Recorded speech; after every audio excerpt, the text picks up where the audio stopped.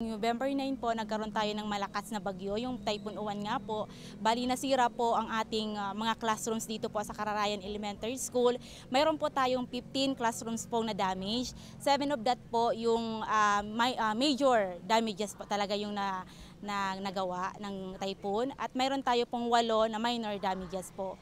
Kaya po hindi po agad nakapasok yung mga bata kasi kinakailangan nating i-clearing muna yung mga linipad na mga yero at kahoy po dito sa palibot ng school. And then, bali po, nakipag-coordinate tayo sa mga stakeholders like LGU, barangay, barangay council, and then sa parents para po talaga totally, bago magbalik po yung mga bata, malinis na po yung grounds at safe po sila.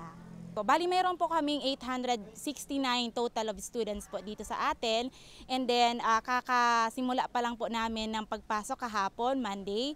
Nagkaroon po kami ng blended learning since po hindi po kasya yung ating classroom. Yung grade 1 at saka grade 2 po, nagkaroon po ng shifting.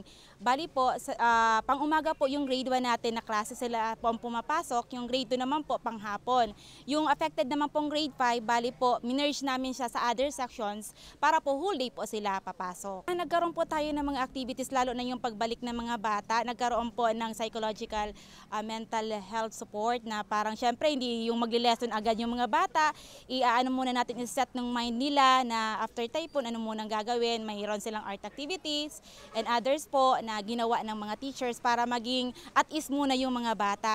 In behalf of Cararayan Naga Elementary School, we extend our gratitude and sincerest thanks po sa ating pong mahal na Pangulo dahil po binigyan niya po ng pagkakataon na panahon na mabisita po kami ngayon dito para makita po ang aming sitwasyon. Actually, we are known talaga ang Bicol na parating dinadaanan ng bagyo, kaya kinakailangan tayo maging resilient palagi.